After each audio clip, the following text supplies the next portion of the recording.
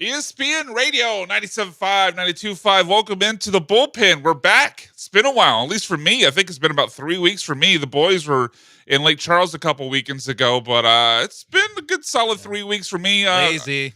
Yeah, I know. I made sure in my tweet earlier today to at our good friend Not Santa on Twitter because he always hits us up on Saturday when we're not on and heads sure up Not does. Santa. Boom. We're not on next week. College basketball is Oh. on the airwaves. It's not our. Hey, this fine. This Yeah. next week, not our fault. Blame It's the Buzz Aggies' fault. Williams. It's the Aggies' fault next time. But anyway, I am Brian McDonald. You can find me on Twitter at Sack by BMac, joined by Cam Smith. You can find him at Clutch City Cam as Arizona State scores. Sean, there you go. There we go. And then Sean Mapes, who's got some action on Arizona State. You can find him on Twitter at Sean A. Mapes, and our man John Belmer behind the glasses on Twitter at Third Coast Johnny. So we're obviously, like most of you, or if you're college football fans, keeping up with what's going on in the Big 12 with the Arizona State in Iowa State game, not the Houston Cougars. Sorry, Cam. But we'll be talking college. What was that? What he took a drive by. Like the first thing he did when he got in today was talk crap about Texas. So okay. I was getting one back. I did not talk crap. That must have been right before I came back. in. I was just said getting one back. unlikely. Yeah, I was talking about how like they could win if they did this or that. And he first opens the door. Unlikely. I'm like, okay, Cam, thanks. Wow. How's your team doing? You're welcome. What bowl game is your team in? Anyway, The at-home bowl. That's why I came in late. I didn't want to have to deal with Cam. the Staycation Bowl is what the Houston Cougars That's are a playing good in. one. I like that. All right, thank you. All right, anyway, we'll talk some more college football in a little bit, talk about the playoff rankings, what we think might or might not be on the line today. Also going to get into the NFL, like maybe what teams can make the playoffs that are currently out. Of course, the second hour, we'll have Mount Rushmore +1 and the return of Why So Serious, because some ESPN 97.5 personalities this week I thought took things way too seriously. What? Including both our shows. Sean from one of your, well, you work half the shows at the station, so it's almost a given. Yeah. They would have to come from one of your shows. But from one of Sean's show and my show as well. So we'll get into that later. But right now we're going to start with the Texans and kind of angle it from what we saw on Thursday night with the Lions getting to 12-1 with their win, their last second field goal win, and the cojones of Dan Campbell to get them that win over the Green Bay Packers by the field goal at the buzzer. And Sean, you and I were talking about this, trying to figure out how we wanted to, because I mean, it's a bye week. We don't want to talk Aziz. I mean, it's been done to death. So Dirtiest hit I've seen in 48 years. Yeah. So, was that again? It was the dirtiest hit I've seen in 48 years. Thank you. Yeah, Me and John McClain. You and John McClain. Yeah. Oh, God. I feel very torn. No, I'm not going to get into Aziz right now. We'll save that for Why he So did Serious. go with his forearm. I'm saving that for Why So Serious. You know what? Screw it. Pull the Band-Aid off. No, don't give in. All right, I won't give in. So we're trying to think about how we want to, we want to talk Texans, but it's a bye week. What are we going to talk about? And so Lions, I think, gave us a favor there with getting to 12-1. They look like the best team in football. And the thought is, how close are the Texans to the Lions? How, can they get there this year? What do they need to do to get there? And I mean, it's easy to say, like, on the field, they're very close because the one time they played this year, it was a 3-point game where you, quote unquote, should have won. So that is certainly one way to look at it, in a way that I think people wearing the battle red glasses would look at it. But I don't know, man. I had high hopes for this team coming in. I had them in my predictions, winning 11 games, getting to the conference championship. But I look at these two teams, the Lions and the Texans, and even with the Lions dealing with defensive line injuries, including Aiden Hutchinson and being a little banged up, I don't know. I just don't see this team as all that close to the Lions right now. The Lions they just have so much depth across the board. They do all the little things right. They have explosive players. They have playmakers. They have every single box you could possibly try to check. You can check for the Lions. And I just have nagging doubts about those same things with the Texans. And they just have a level of swagger. Yeah, and just like cohesiveness. I guess it goes hand in hand with the swagger. Confidence, swagger. They just they know who they are. Every game. Yes. Every game they go Campbell. in. They're Dan Campbell. Yeah, and they play a Lions game. Like they impose their will on the other team, not they don't have to adjust what they're doing. They establish it. Yeah, they do. actually very much They very established. much establish it. But yeah, they go in and you see it like a microcosm of it is the fourth down decision making that Dan Campbell makes, where on a lot of times on a 3rd and 6, they'll just run it up the middle because they know that if they get 4 yards, they're gonna go for it. Yeah. And then they can just run it up the middle again. Like they have a cohesive, like top down identity that it really shows up every week. And obviously they have a lot of really great players as well. But I mean, if you go player for player, especially who's available right now for both the teams, like the Texans aren't that far away on talent than the Lions, I think. Especially if you take into account all the defensive injuries that they have. I don't think I can make, and Cam jump in here, but I don't think I can make that. I think you can make that argument for most position groups. I don't think I could say that at the skill positions. Like Joe Mixon and Nico Collins are great, but I would rather have Amon-Ra. They obviously have the Over better. Nico Collins? I would. Okay. They have the better tight end, even though, for fantasy purposes, Laporta hasn't done anything this year. And then they're obviously even though Mixon's been great, they're obviously deeper at running back because they got 2 really good guys who are playing as well as Mixon. So Cam, what is your thought on this? Yeah, I mean, I don't think the Texans are close to the Lions. And for the Lions, I feel like this is one of those teams that is like perfectly put together from where they are, like city wise. Like, because when you think of Detroit, you think hard nosed grinding team, and that's exactly what this team is. Like, they're all about the trenches. They have a great offensive line. They have a great defensive line, even though Hutchinson's been out. They can ground and pound the ball with Montgomery, and then hit you on the outside with Gibbs. And then I think Dan Campbell is like the perfect coach for this team. And we see what he's done with this team over the last 2.5 years. And so, as far as like level of play, I'm with you, BMAC. I mean, I think that Detroit by far has better athletes at the skill positions. For me, I think Nico and St. Brown are almost. You could call it a wash. I probably would rather have Amon-Ra, but I don't fault anyone taking Nico. Yeah, like I'd be happy with either one. And even though as great as Joe Mixon's been when he's been on the field, would I rather have Joe Mixon and Pierce or Gibbs and Montgomery? Definitely Gibbs and Give Montgomery. me Pierce. Oh. Okay. I mean, well, when you factor in Dare too, Yeah. I mean, come Oh on. yeah, And yeah, kick for sure. returning. Come on. 3 phases of the game, guys. And then Don't yeah, forget tight special end teams. too. I mean, the tight ends for the Texans have been somewhat Eh. non-existent. Has Dalton Schultz separated once this season? No. No. I mean, he had a touchdown last game, great, but like When he was wide open, they Yeah. just left him alone. What's that? No, they just Separation. Yeah. they left him alone. He, They're shook like, he lost this, his man. This slow ass Caucasian. No, we're not going to guard this and, guy. and the thing is even Sorry, though that was a little Granado-ish. Yeah, even though pretty Laporta racist. has had somewhat That was of like very Granado. Laporta's had somewhat of a down year, I guess statistically. Yeah, for fantasy purposes. But you also have to realize they weren't getting this production out of Jameis Williamson last year, so I think that's kind of And cut in. he's had a better year. Yeah, he's had a better year. Yeah. So I think that the Detroit Lions are here and the Texans are like. down. Well, this is a radio medium. Yeah. You're Oh, holding your well, hand. I mean, when people go here and here. You're holding your hands up because like John Belmer can see you, but you're on the radio.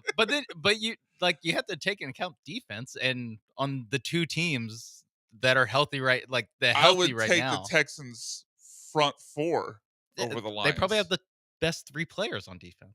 Yeah, Stingley, Hunter and Anderson. I would agree with that. I would still probably take the Lions secondary minus Stingley over what the Texans have. Because even when Petrie's there, you have concerns about him getting locked up in man coverage when he's in the slot. We saw in the Lions game. And the Lions did a great job of, even when they would get Petrie on there, they were able to motion guys because the Texans don't adjust and play zone. This secondary that intercepted Jared Goff 5 times. Yeah, I know. Look, that is a tough argument to make. I like some of those guys better. Other than Stingley, I like most of those guys better than what the Texans have. Although Kalen Bullock has been a great find in the 3rd round as a rookie safety. But do you guys feel like this is a gap? Like Cam and I think the gap is larger than you do, Sean. But I think the gap in talent is close. Okay. Now we go to coaching. Oh, okay. Now we go to coaching. There we go. All right. Well, let's get into that. Like, do you think this? Well, let's talk about the coaching. And do you think this is a gap, wherever we perceive that gap to be? Is this a gap that can be made up realistically in one off season? Because they're not there this year. I think we all agree. Yeah. Can they get there next year? Yeah, If because Ben Johnson gets a head coaching job and Bobby Slowick goes somewhere else, yeah. Yeah, Because that's the biggest I difference. think when we're doing a lot of talk like that is and I mean Aaron Glenn's also a great DC, but But we're fine with obviously yeah, D'Amico. D'Amico and Yeah. yeah. So I don't the main separation between these teams is that you have like Ben Johnson's basically playing chess and Probably the best Bobby offensive Slowick's playing coordinator in the game. checkers every Yeah. game. Like if you're gonna make the comparison. So yeah, I don't know. I mean, yeah, the way they can change that is nail a draft and hope Ben Johnson's the head coach of the Bears next year. Yeah, I mean that's one way because I think that's really going to be the way they're going to have to make up ground because when you look at the situation they're going to be in, it was tough. I don't want to call it an all-in off season that they went through this last season, but you spend the money on Danico Autry, you spend the money on Daniil Hunter, you spend the money on Aziz Al-Shaair, you obviously trade away a draft pick, a second round pick to get Diggs. You decide to trade for Mixon, invest more money on him. I don't think they're going to have the type of cap to have a transformative offseason next year. And obviously they got to make changes on the offensive line. I don't know if there's going to be a lot more left for them to like financially, like they're going to have a lot more room other than hopefully addressing the offensive line because of the investments they made this last offseason. We'll see. The salary cap always goes up and up and up. And once we get that number, You can roll over space. yeah, you can roll over, but they don't have Yeah, much space. They have like $5 million They in filled space. it up. Yeah. So yeah, I mean, maybe the salary cap goes up so much that affords them some wiggle room, but it doesn't feel like they're going to have the financial flexibility going into next offseason to where they could just overhaul all the Yeah. problem areas we're talking about. Yeah, I mean, I do think that they are like a good draft away from solving a couple problems, and Nick Casario I has. really don't want him draft. I don't want Casario drafting offensive line. Well, though. offensive line. That's just I don't trust him drafting offensive line. offensive line. You're just gonna have to reshuffle the deck and I trust hope him. the alchemy is better because like they had a decent offensive line last year with Pass blocking. yeah, Run blocking was but while getting smoked with injuries the entire Yeah, time. And yeah. then this season, until Kenyon Green got hurt in the Jets game, they had their plans day one starting offensive line the entire time, and they stunk. Yeah, yeah. Like I trust Nick Casario in most places with, especially like when we're talking about draft. I trust him drafting defensive backs.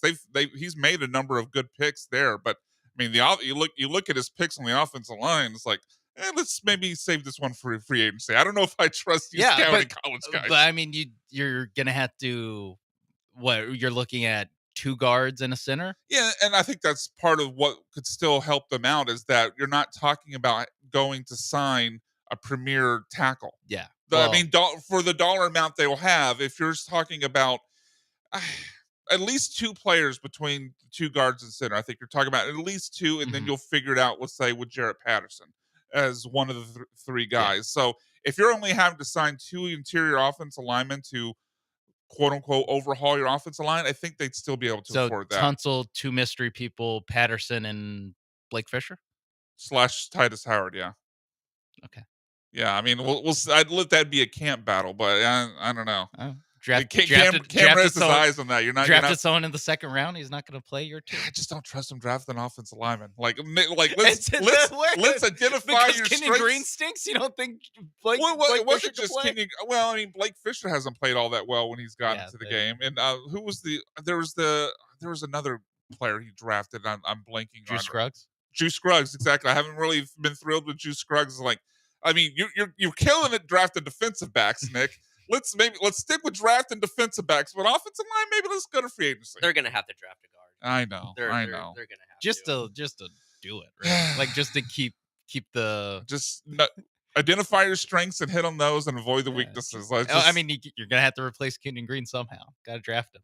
Free agency and trade. Free agency and trade. That's how you do it. All right, we got to get out. Other side of the break, Sean's going to lead us through the Rockets who dropped a pivotal game in the regular season against the Golden State Warriors ahead of their in-season tournament game against the Golden State Warriors. That when the Bullpen returns on ESPN Radio 97.5 and 92.5.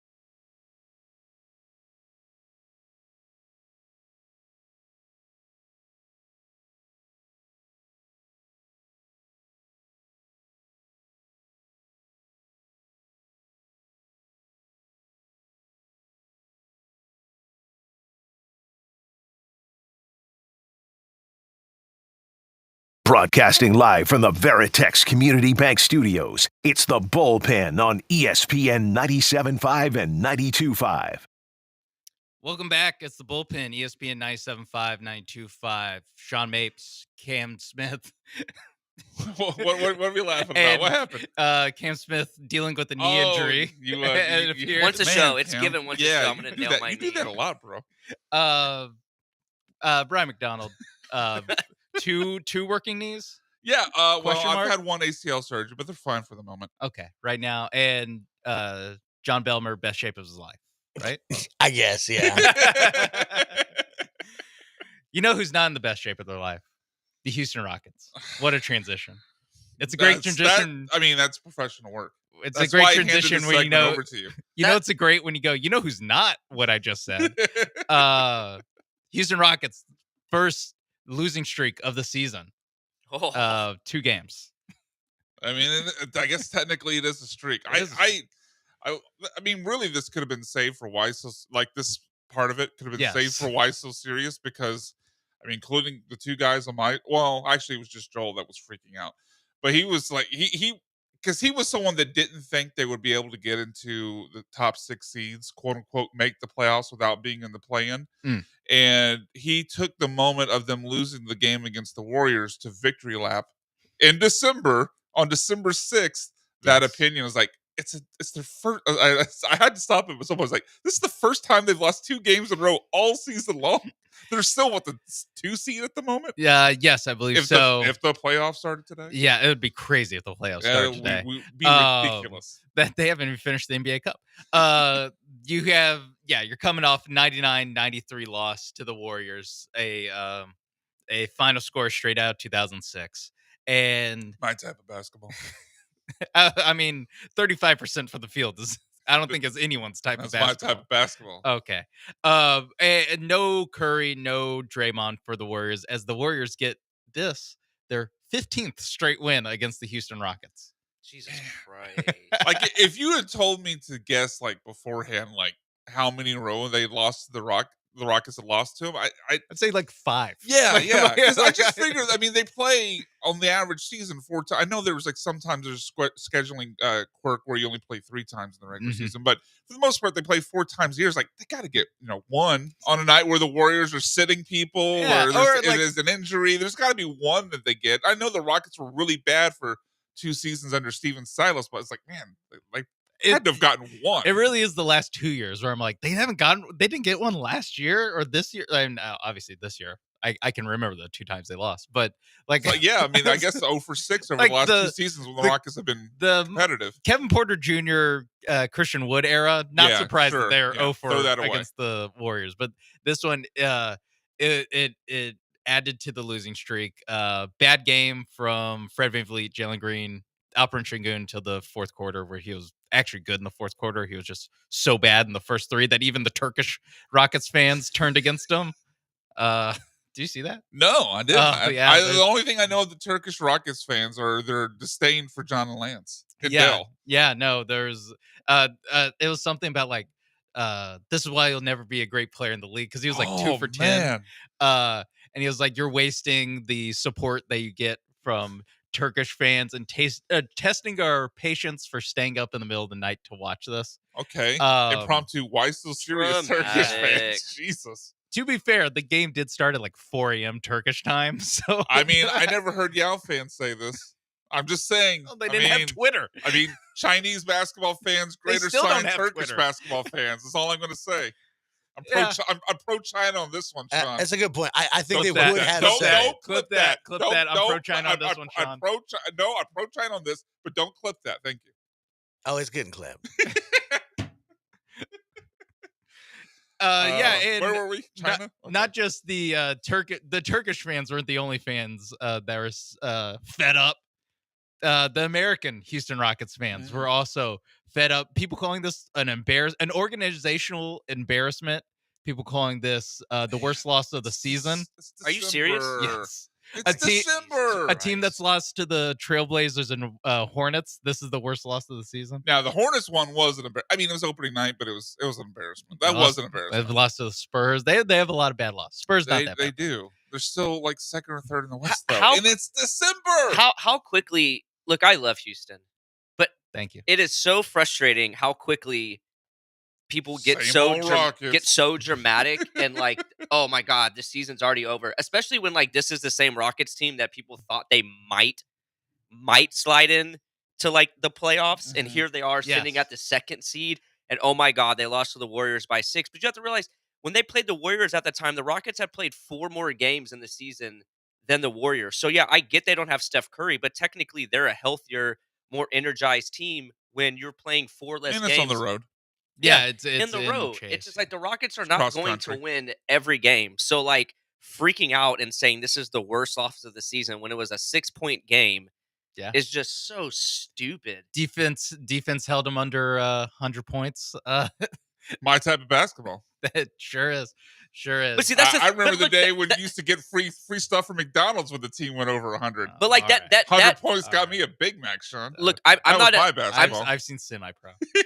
that's a great movie. I'm not the type of person that's always going to say like there's a bright spot in a loss, but like even though we lost, Rockets still held Golden State under 100 points too. So like even though the offense wasn't there, the defense was still very much there. So like this whole overreaction a month into the season is just ridiculous. Yeah, I just don't think that every this happens a lot where every Rockets game is a referendum on something. It's either a referendum Yes. on the Rockets, So true. it's a referendum on Jalen Green, on Jabari Smith, on Shingun or Yeah, Cam, well, it can't be Cam Whitmore because he's in the G League. in most of the in year, the but and in the positive sense, is a referendum on Thompson and Eason most nights, where it's oh my god, these guys, next stars of the league, and you know they no Eason for the Rockets last or Thursday night, but you got a team that is going to face the same Warriors team for all the marbles. Well, all the in all the quarterfinal marbles all the NBA Cup marbles in the quarterfinals. in the Toyota Center on Wednesday, I believe, the 11th. Is that See, this, Yes. it feels like the opinion is pretty mixed. Are you guys into the in-season tournament? Like, because I don't really care. When I first heard about it, when it was the first year, last year, right? Yeah, Yeah. last year. When I first heard about it, I thought it was kind of silly. Like I didn't understand like why are we college basketball is known for like little random in-season tournaments. Like why are we Yeah, like the Maui It was like Invitational or something. well yeah, it's like is the NBA like really in that big of a need to compete with the NFL that they have to throw an in-season tournament in? But to be honest, I've kind of enjoyed it. So my position has kind of changed. the games it does feel like there's a little bit more verve in these games, a little bit more juice in these games, and essentially like oh my god, we ruined the sanctity of November and December regular season basketball. Like anything you can do to add to this, like I'm pro. I do Yeah. hate some of the courts though. Sure. Some of the courts they have Yeah. played on have just been hideous. The Reds are tough. Yeah, like, the Reds the really all-round bleed Reds on are the tough. screen. yeah, what is this? Boise State? Like, just leave it to regular brown hardwood. Your Mountain West champions. I wasn't coming from it from like oh, it's ruining November basketball. Like who cares? Most people, and me myself included, don't usually get into basketball until Christmas. But it's just like overall, I like. What am I going to like? If I'm a Lakers fan, did I go out and buy a in-season tournament shirt? Like it's just it's not. I agree with you that the basketball. Like if I'm going to tune in to watch a game, I'm probably going to watch a more competitive game if it's an in-season tournament game. So there is value in that, but I can't get myself to a point where I care about the results in the stakes at hand. If that makes sense.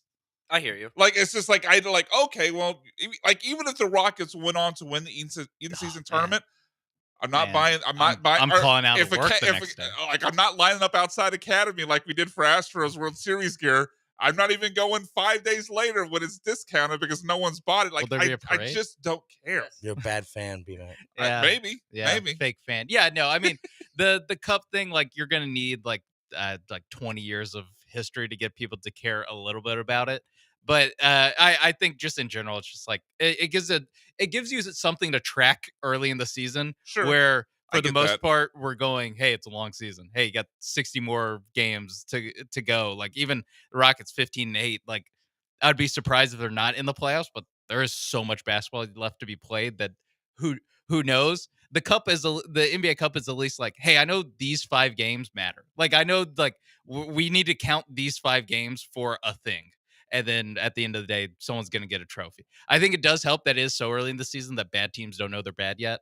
And so if you had it later in the season, like, Teams are already packing it up in their mind. and the good teams would be like, "Hey, we're playing for something way more important later." So we're Yeah. not. Well, So and- you and kind I- of and- do have to have it early in the season. Well, not only that, not only for the reason you mentioned, but also because, I mean, if you're trying to get NBA fans to watch games before Christmas, let's schedule the tournament leading up to basically Yeah. your Christmas Day games. That's Yeah. another thing. And I think it also helps with, because I think we've seen a lot of this lately in the NBA, is players just taking off games to just take off games. And I think with the in-season tournament, that kind of pushes for them to have to play. yeah, there's more- better. There's That was better certainly part of the participation. motivation. Yeah. Yeah. There's better participation, Which in- I in also it. appreciate, because it was kind of getting ridiculous that players who were not hurt Yeah. were just taking And the that's second game of a back-to-back off. And it's Well, just like, what are fans going to want to go to these games for then? it's what Steph Curry did against the Rockets. Took it Yeah, off. and It Steph left knee Curry is injury. annoying. Left knee injury management. And so and I think partly that part they don't want to tip their hand for the quarterfinal match. Well, I think the Warriors knew it's like, well, we could beat the Rockets without Steph. Like, it's like we've we've done won it. 14 times in a they row. Like, did it earlier this year. Yeah, they won we without could- Steph. we could beat the Rockets without Steph. Like we No. I think it's because they didn't want to show their hand with knowing that the big matchup is on Wednesday. They're gonna know that they run screens a lot for Steph, and they try to get him open off picks. Yeah. Oh, Fred wow. VanVleet's gonna be like, "Who's They- this number they- 30 guy?" They wouldn't have seen this over the last 14 games they've lost to the Warriors and going back to the playoffs. He's shooting from that far away. 16 when they first faced them. Let him have that shot. Yeah, I mean, but he He's can't like make 30 feet away. he can't make it from the logo. That's insane. That is Steph, not a high percentage shot. Yeah. You know what? You tip your cap. Why is Well, the first coach you got pulled him? it's a basket. You're on the basketball. You got to go find a cap, then you tip it, and then you walk Yeah. back to your bench. That's what you got to do. All right, we got to get out. We're a little bit over here. On the other side of the break, when we return to the bullpen, ESPN Radio 97.5 and 92.5. Going to get into the NFL. Which teams currently out of the playoffs do we think can get in? That when the bullpen returns, ESPN Radio 97.5 and 92.5.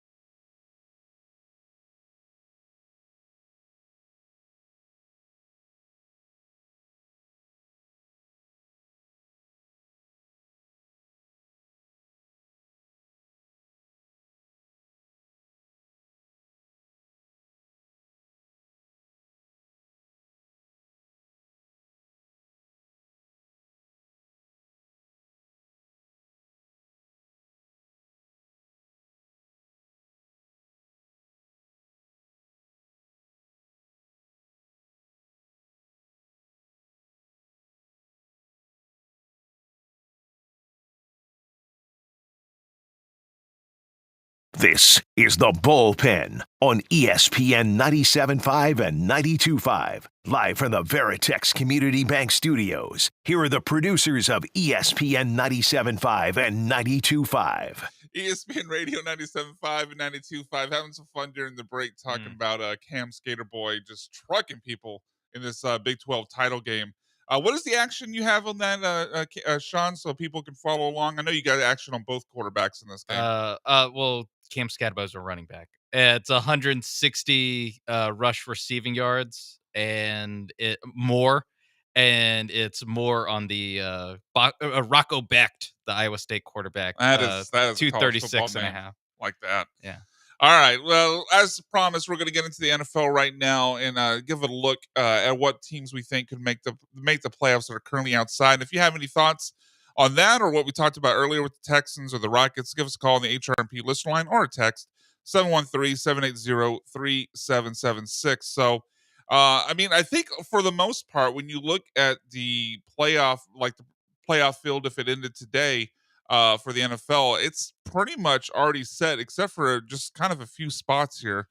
I mean, obviously the AFC East is beyond wrapped up. I mean, you have the Dolphins at 10-2. The next team is the the Bills at 10-2. Sorry, and the Dolphins is the next team up at 5-7. So that is a lock. Now you could see a division lead change in the AFC North, but both the Steelers and the Ravens are in. Texans. I guess we could have that conversation about the Colts and if they ran the table, and the Colts really only have one difficult game remaining, which is this week at Denver. But if they win that game, the rest of the schedule is pretty soft. But overall, I mean, I think we all agree the Texans are in. Chiefs are obviously in 11-1, and then it kind of really gets into like you have the Broncos and the Chargers at 8 wins, and then the Colts all the way down at 6. Do you see the Colts at 6-7, the Dolphins at 5-7? I guess as far down as we could go is maybe the Bengals at 4-8, which they probably have to run the table to get into this point. Do you see any chance for the Colts, Dolphins, or Bengals to get into the playoffs? Oh, a little bit for the Colts, and it is the schedule that they have. It's pretty soft. It's soft, and some of it is also a little bit of lack of faith, and the schedule that the Houston Texans have, where you could very easily see a 1-3 into the year. You could see an 0-4. Let's be real. I can't see an 0-4. I literally I cannot see it. I mean, I don't think it's going to happen. I'm not picking it to happen. I think they go 2-2 in the remaining 4. And let's just lay out the schedule. Texans, of course, out of the bye, they're home for Miami, at KC, home for Baltimore, and then at Tennessee. And then the Colts, like I said, they're on the road against the Broncos this week. That's by far their toughest remaining game. After that, it's home Titans, at the Giants, home Jaguars. So you got to assume the Colts are probably, if you're the Texans and thinking to yourself, how many wins do we need to assure that we're in the playoff? I think you have to assume that the Colts are going to get to 9 wins with like I said, with Titans, at Giants, home Jaguars. So at that point, the Texans would only need to win one game to win by tiebreaker. Now, what game would that be? I mean, they just lost to the Titans at home, and you're going on the road to face them. I do think they beat the Dolphins, and the Colts will lose to the Broncos next week, and then the whole thing's over, and we don't have to talk about it anymore.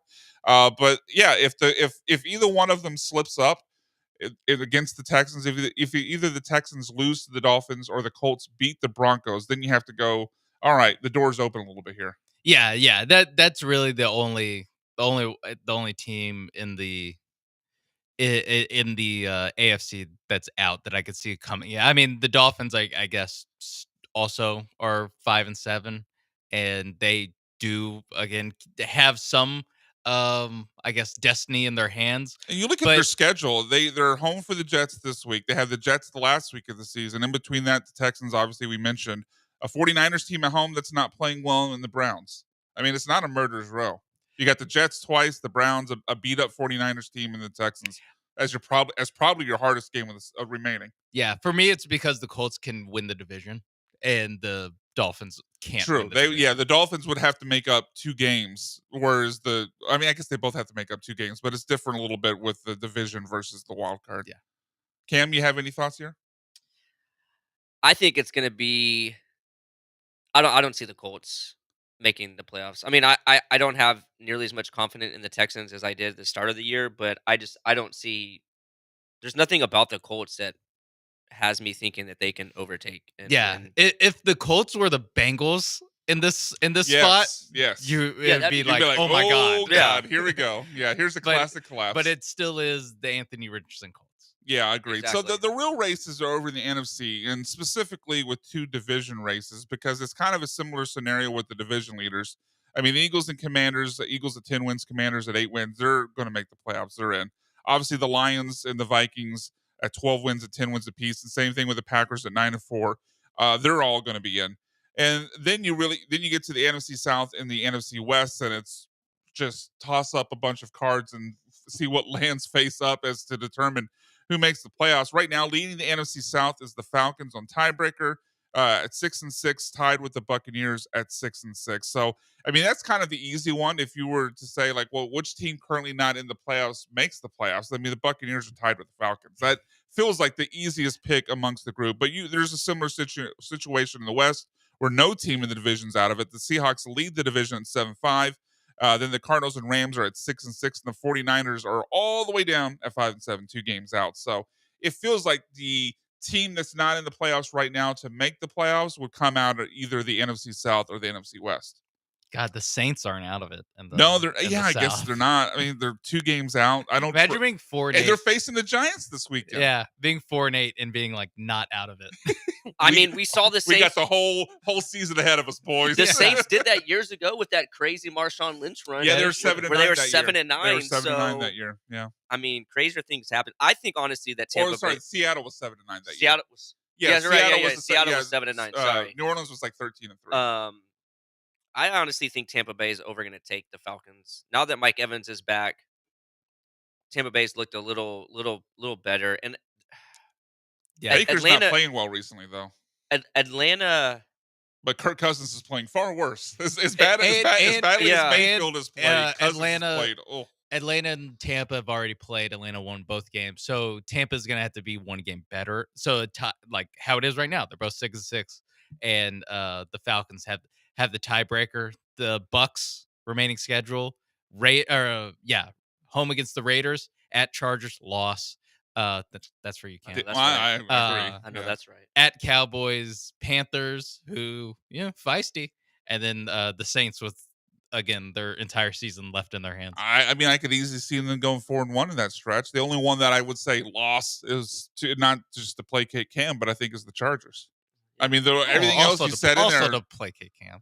I mean, it's also to placate Cam. Like we've already teased his Cougars enough. It's like I'll give him one. I mean, plus his Chargers have my 2 favorite guys. I got a chance to get it in here, Sean. They got Hard Dog and G-Ro. Thank you for setting me up to get in my 2 favorite coaches in the NFL, Hard Dog and G-Ro. You're welcome. Hey, what can the Texans do to make them grab the Lions? Mark, clip this, Johnny Belmer. Forget about the China thing I said earlier. Clip this. No, clip hire the China thing. Hard Dog and G-Ro. That's gonna fix the Texans up. We can get both of them. No, we don't need both. We got Mal. We got Mal McDonald over here. That's not happening. Look. Sometimes, John Harbaugh's a coach that's moved around. Sometimes he takes the lower job, like a San Diego State, before he gets to move up to the big time. Is all I'm saying. Yeah, but he doesn't just bounce after 1 year, and he's got connections to the Chargers because he played. I mean, sometimes you take the Utah job, or you take the San Diego State, then you move up to Stanford, and then you move up to the NFL. I'm just saying. I mean, maybe he wants to move up to the big time, get out of LA and go to Houston. I can't even say it with a straight face. Wow, y'all are really hopping off the Nico. I know. The Nico train already. No, Goodness gracious. It's a joke. But how do you? Wow. Well, Cam, you all right over there? Did I get to the... All right. Cam maybe took that one a little more personal than I thought. So how do you guys see the NFC West playing out with these jumbled up teams? I have no idea. I mean, like, I'm kind of leaning the Cardinals, teams, but Kyler's so inconsistent. Yeah, all these teams. I mean, the Rams, you have to worry about one of their 3 good players, like 4 good players on offense, 4 getting hurt, and if any one of them goes down, it immediately becomes a way harder situation. And they face the Bills this week, so good luck with that. Yeah, so Seahawks, sure. I don't know. I mean, Yeah, I don't. I don't and they played the Cardinals this week, and so I could be going Cardinals whatever next week. Yeah, and the game's in Arizona. I think I'm taking the Cardinals there. So I really do think the Cardinals are alive, but I don't think it matters. Any one of these teams that rolls into the playoffs Yeah. and faces probably like the Eagles or the Vikings in the first round. Well, it's not the Vikings. The Vikings would be. It'll be the Eagles. Yeah, Eagles it'd be or like the Lions. Eagles. Yeah, Or Vikings. So. Yeah, because the NFC South team might be going to face the Eagles, and the Vikings as a non-division winner will get moved down a little bit and not face one of these teams. But yeah, I mean they're going to get rolled. Like if the Seahawks make the playoffs and then have to go to Philadelphia in the wild card round, I mean they're going to get absolutely rolled. And all these teams play each other too for the rest of the season. Like I'm looking at the Rams schedule; they have one more game against the Niners. They have one more game against the Arizona, and one more game against Seattle. So they're all just going to beat each other. Yeah, Arizona has 3 division. Like they all have 3 division games left. So that's crazy amount of games. Yeah, Division games. 3 of the last 5 games. Yeah, for all 3 teams. Yeah, or all 4. Certainly not the Texans' case. They only got 1 remaining against a Trying division to opponent. avenge the loss. God, oh that one. I'm hurts. so glad I was not here that week after the Titans loss. Yeah, no, it's like it never even happened. Everyone else had to talk about it for 3 days. Nope. I just moved on to Red Zone. Yeah, no, I actually had a similar fortune because I was only here Monday, Tuesday that week, but I was filling in for Michael Carroll, and so I actually texted. You're insulated. I actually texted Joel and Jeremy at like I don't know, sometime in the third quarter. It's like I'm really glad I'm not doing the show on Monday. I had the same exact thought in the third quarter. I was like, I already know what tomorrow. I do not want to do that show. I already know what the rundown is for show. tomorrow. Yeah, it's going to be a lot of anger. All right, let's move on to something that no one has any anger over about, the college football playoffs. Certainly no controversy there. That one, the Bullpen returns, ESPN Radio 97.5 and 92.5.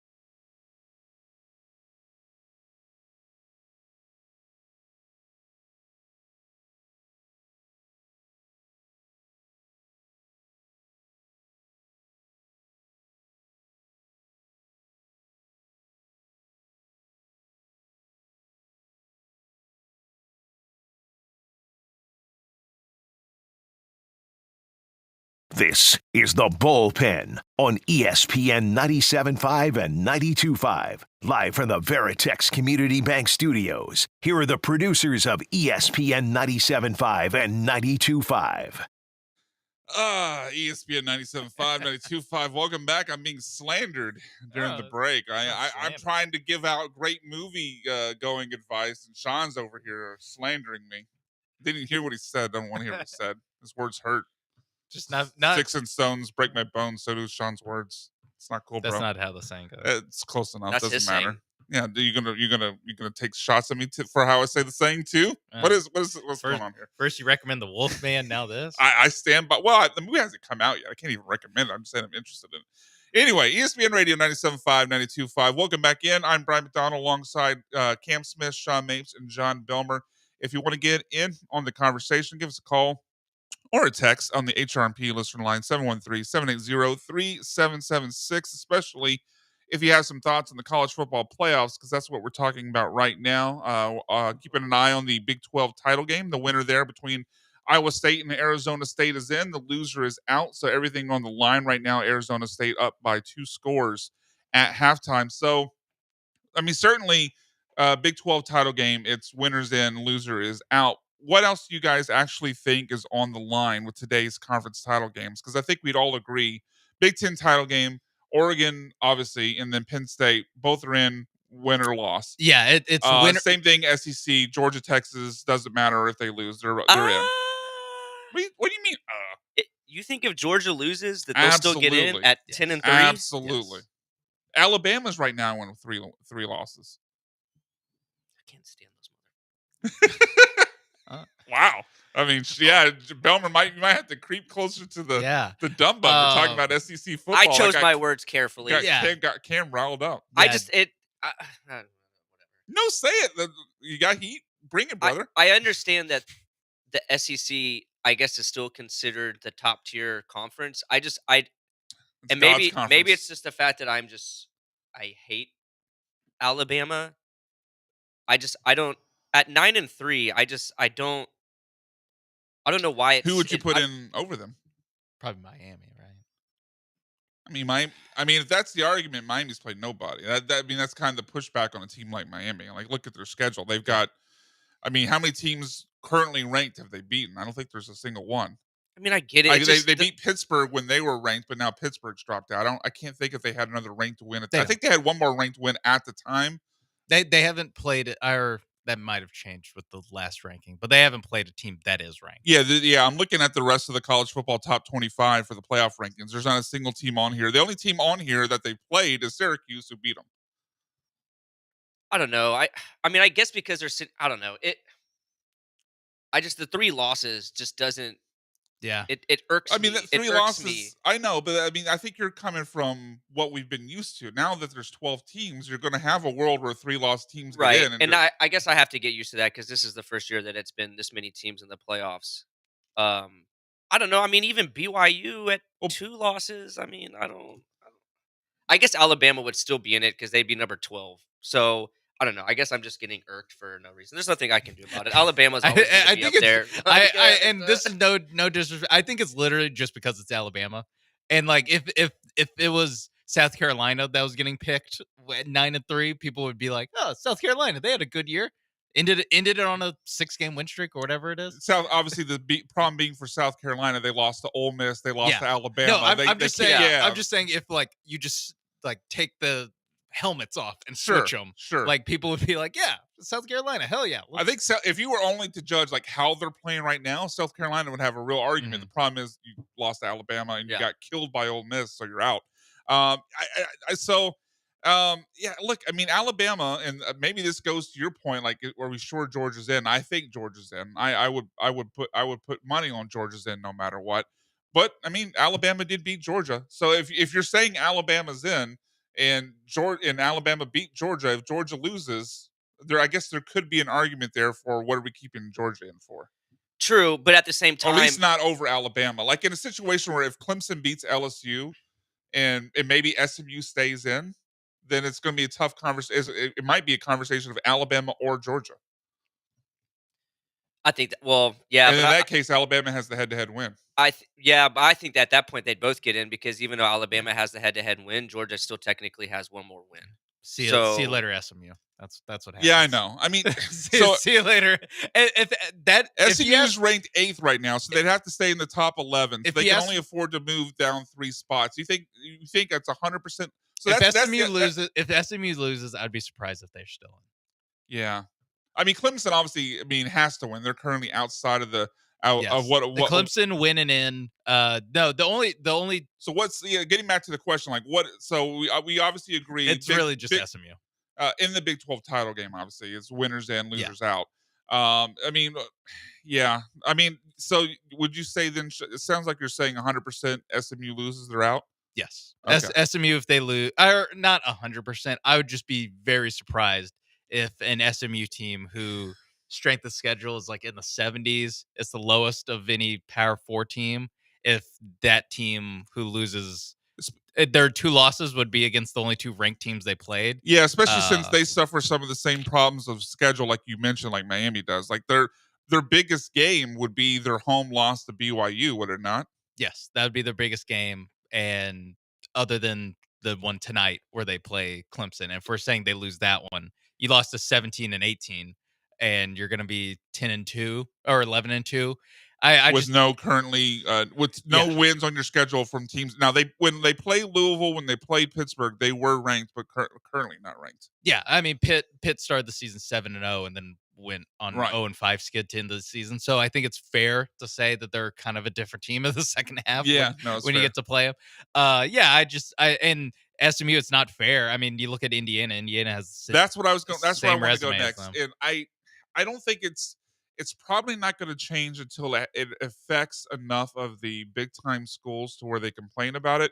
And it's not going to change because the money's involved. I mean, we see all the Dr. Pepper signage and all these ad sponsorship at this big at the SEC title game. We see it on the field at the Big 12 title game. So there's going to be financial reasons where they would never get rid of the conference championship games.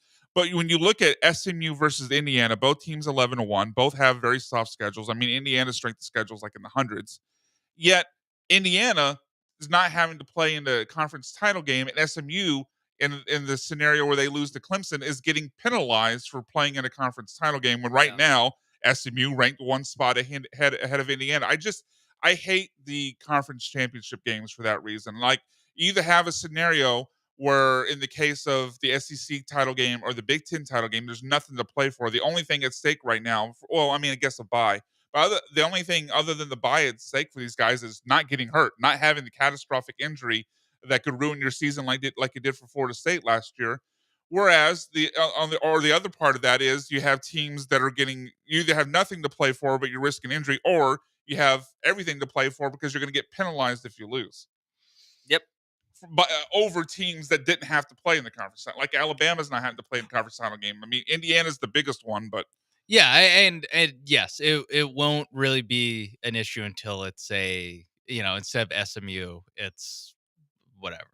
It's Ohio That's State. the only way it changes. Like if this were to happen to an Alabama, whoever, like a blue blood school. The thing is, what we're saying with Georgia, I don't think it would happen.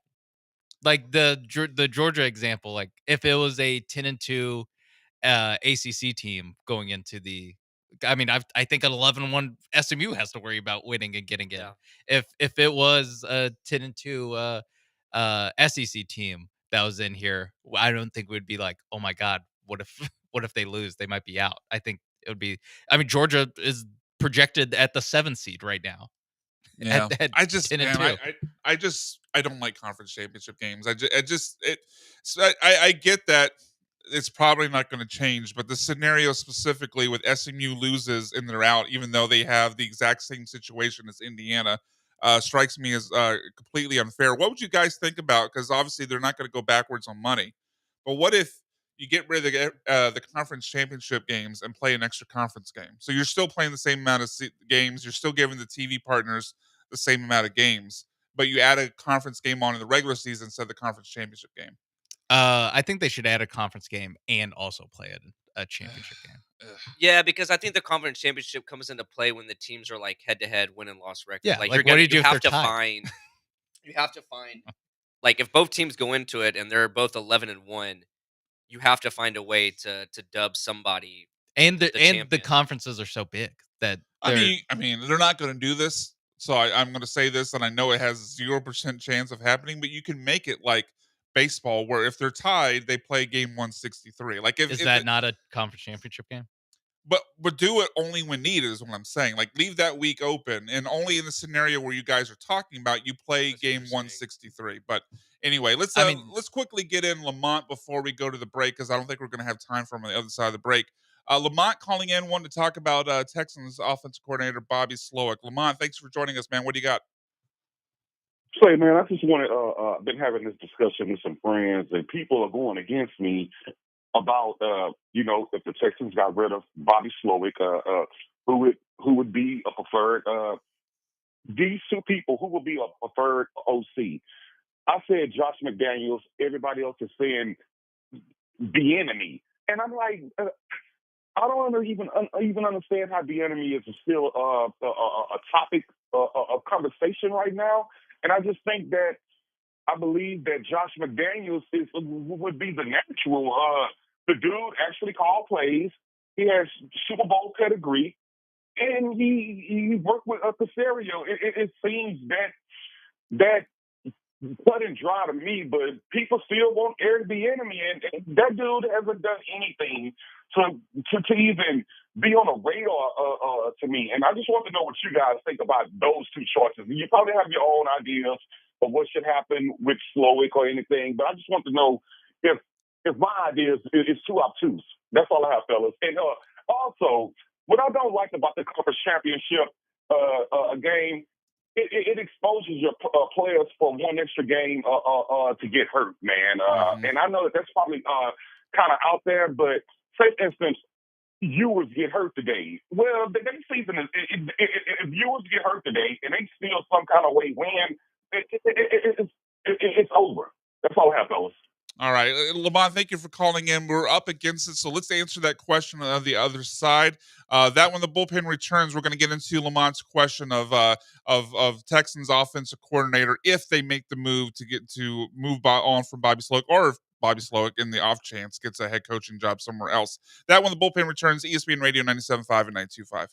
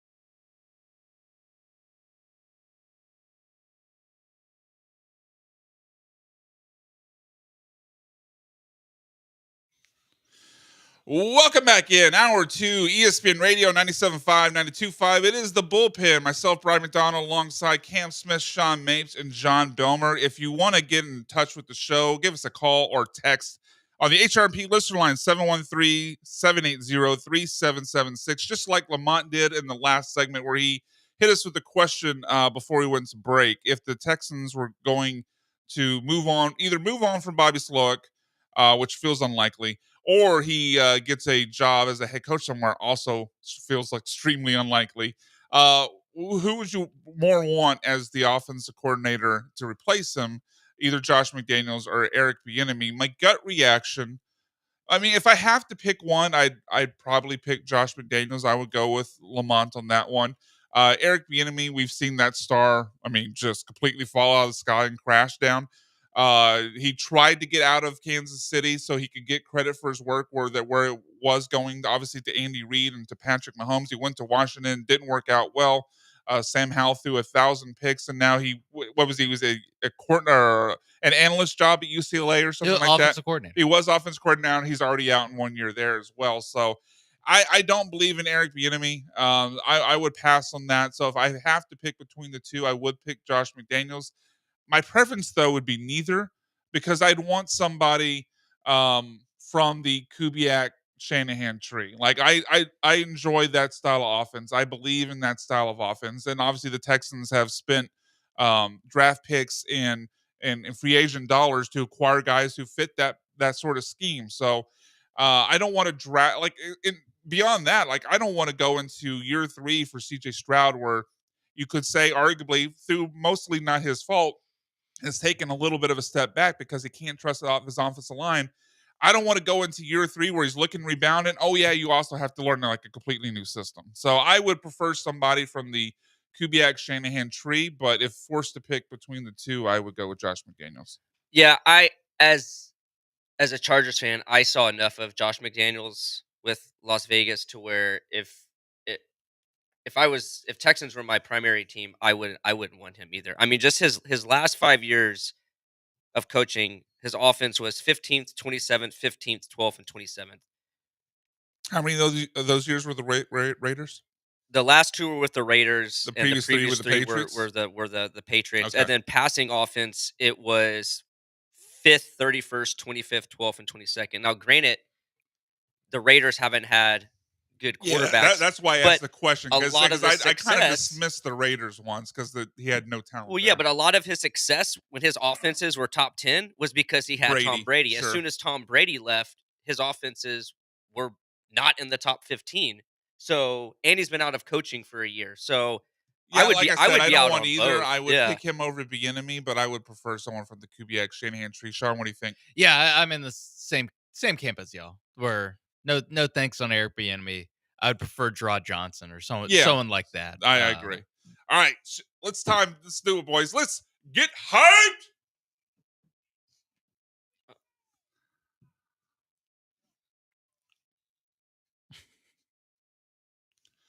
It's the Hype Train, ESPN 97.5 and 92.5. The Bullpen, as I cause Sean to fall into a fit of laughter at my intense, hyped voice. All right, let's talk about our favorite picks for DFS this week, our prize picks, if you will. Promo code MAPES. Help your boy out over there to my right. Who are some of you guys' favorite plays this week? College football or the NFL? That you're getting down some action for. Sean, Cam, jump in. One of you guys. All right, cool. So if you say a Charger, we're gonna have to penalize you. I haven't done my NFL prize picks yet, so it's just college football. Cool. I go day to day. I don't really do like days in advance. You take it one day at a time. I do. Literally. Okay. That's very professional. So I have Quinn Ewers. That's right. Under 237 and a half passing yards against Georgia. I mean, he hasn't thrown for over 220 yards. Laughing his ass off. I got set up hard. I prematurely celebrated, and then I just got the right hook to the body. That is not me saying that UT is going to lose. I'm just saying Ewers hasn't had over like 220 passing yards the last like 4 games, so I'm not going to say he's going to throw over 237 and a half against Georgia's defense. It, is what you're saying. Yeah. I mean, obviously they established it hard against A&M in their last game, but I don't know. I don't think you can run on Georgia. So if you think Texas has a chance to win, I think it's what we saw in the second half, where they took advantage of the Georgia safeties and the linebackers and coverage and beat them over the middle of the field. So I would probably stay away from it, but if I had to bet, I think I might go higher. So I guess I'm on the hype train. Sean, you on? You're on the hype train. Yeah, I'm on the hype train. I'm on the hype train as well, and a lot of it is just for like game state reasons, where it's like they're behind and they're passing. Yeah, I could see that. I think his pass completion number is at 20.5. I actually like that more. Just dink and dunk central. Dink and dunk second half. Yeah, I could see that. Sean, what is your first prize pick? My first prize pick, I am going to the NFL. I'm going with more on 212.5 passing yards for one Willie Levis. Oh, wow, man. That takes... Man, I thought Dan Campbell had some cojones. You're betting on Will Levis? Against the Jaguars? Yes, okay, I am. I take... You know what? Retract that statement. Yeah, I believe the hype. Yes, I am on the board. I'm on the hype train, John. I am on the hype train. Let me place that bet too. Yeah, bet all your money against the Jaguars. It's so wonderful that it's such a low number in general, but it's high for Will Levis. He's been. I mean, he was right at 212 against the Commanders, 278 against the Texans, 295 against the Vikings. We won't talk about what happened before that. Some mayonnaise was eaten, bananas with pills, whatever. Yeah, the Jacksonville has a dreadful defense and a dreadful pass defense. Yes, especially. Give me Will Levis with the hot hand. This was not one of my picks, but I almost don't even care what the line is. I think I tag on to that with Calvin Ridley. Like, I mean, if you believe it with Will Levis, I believe it with Calvin Ridley. I know Westbrook Akine's actually had some moments, especially in the end zone, but I think Calvin Ridley's going to be the target leader. So I would add that on as well. My first play that I'm really invested in this week is Trey McBride higher than 66.5 yards. Last 3 games, he's been at 96, 133, and 71. I mean, I think this number is low, way too low. The Cardinals are at home against the Seahawks, who are so-so defense. But Trey McBride, because Marvin Harrison's been pretty at times, I think he's been at times the number one read for Kyler. And I think you see with his production, he's going to smash that line of 66 and a half receiving yards. Interesting. I'm on it. Oof. I'm on it. All right, look at that teamwork. Yeah, I do think that he gets there. Has he still not caught a touchdown? I know he's caught one. I was gonna say I know it's been. It was old. People were freaking out. He'd be a monster if he would catch touchdowns. Same thing with Brock Bowers is already a monster, but I mean, he's only got 2 touchdowns in the season. I can't imagine what his fantasy lines would be if he actually caught touchdowns. But yeah, I like that for McBride. I agree with you that Kyler looks to him a lot, especially with Harrison. He's been just kind of meh. Yeah, he's been a rookie receiver. Yeah, I think, no judgment going forward. I'm state of facts. I actually was kind of using that as a pejorative, where he got talked about like he was gonna walk in and be, Jamar Chase, and like, no, he's a rookie. He's a normal rookie wide receiver. Ladini McConkey has been more productive. Exactly. Now this is charge of love over here. You know why Lad McConkey can go more on that? Because he's being coached by Hard Dog and G-Row. He's got that dog in him. Cam, you on board with this? I'm on board even more so after I looked up the box score the last time Cardinals and Seattle played, and Trey McBride have 12 catches for 133 yards. Guys, so that right there alone does it for me. All right, we'll have to get through these really quickly, but you guys got one more you want to give out? Yes, I do. Let me go.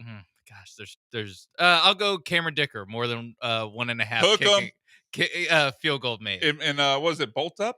Is that the Bolt hashtag? up? Hashtag? Bolt okay, up. Bolt yeah. up. Good defense, but I do think they'll Dicker be able to the kicker, move. Man. I mean, still got two field goals in a Chiefs game. Come on. Yeah, that does feel like a pretty good bet. It's bound to happen. My other play is Mike Evans over 59.5 receiving yards. He went for 118 last week. And the Raiders, who they're playing at home, schedule adjusted the last 3 weeks, 24th against receivers, giving up 7 points over expectations to the opposing wide receivers. I think Mike Evans smashes. Over how many yards? 59.5. Oh, my God, yes. Yeah. That seems relatively low. Okay, so my last one I did less, so I'm going to go with a pick where I have more, and it's Lawson Lucky, the tight end of Georgia. Only I mean, look 24. at this Texas hate. I mean, You're going It was lower. what, it's like only 29? 24 and a half I know. yards I know. receiving yards. I'm Like, picking on them. and kind of to what y'all talked about, like if this game, if UT takes control of this game and Georgia has to start airing it out, 24 and a half yards to the number one tight end on that team does not seem like a hard number No. to. Yeah. They to like beat. going to their tight end. I Yeah. don't necessarily think Texas is going to pull out to where to a big What? lead to where Oh, well. pull out to a big lead to where There's a lot Georgia of has. clippable stuff Oh today. no! Here. See, we don't need any of this. We only need my. Thank I don't you. even know what my guarantee was that I asked you to clip. I just remember the other stuff that I don't want you to clip. That's how my brain works. But that's all right because the hype train is over. On the other side of the break, when we get back on ESPN Radio 97.5 and 92.5, it's time for Why So Serious?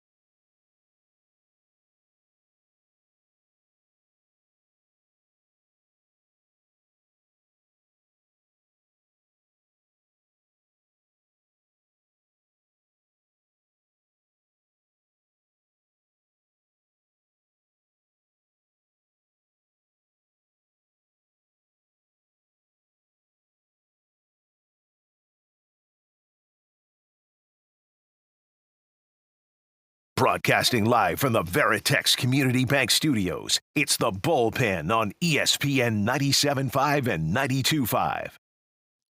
ESPN Radio 97.5 and 92.5. The vibes immaculate right now. This music just gets me in a good mood. Three Little Birds by the great late Bob Marley.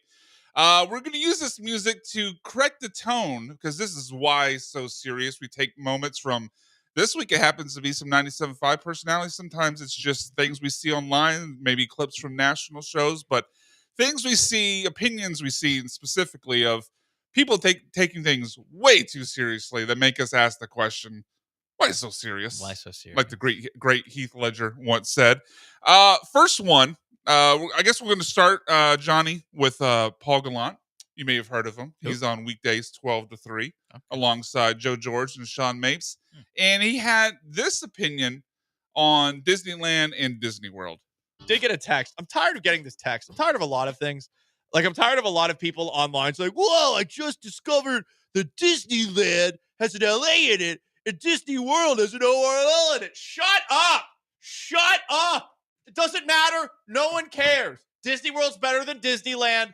Both are two corporations that are just greedy, shameless whores that are stealing money from you at this amusement park that is designed to distract you from the realities of the terrible world that we live in. By the way, this view does not reflect the views of all ESPN.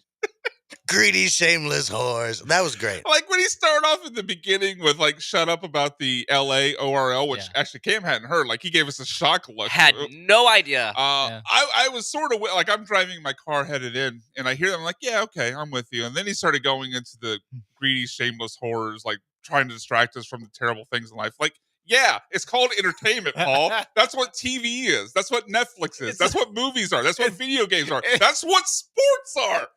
I like how he gets so upset over stuff that he has control over if he wants to do it or not. Like, guess nobody what? is telling you have to go to Disneyland or Disney World, Paul. Like, Hey, guess what, Paul? You know what people turn into sports talk radio for? A distraction from the terrible things in life. That's what sport. Oh, why do people yell at us? Stick to sports when we get off topic, because they look at us as a distraction from the terrible things in life. So it's just like, I'll ask the question. We have the drop. Why so serious, Paul?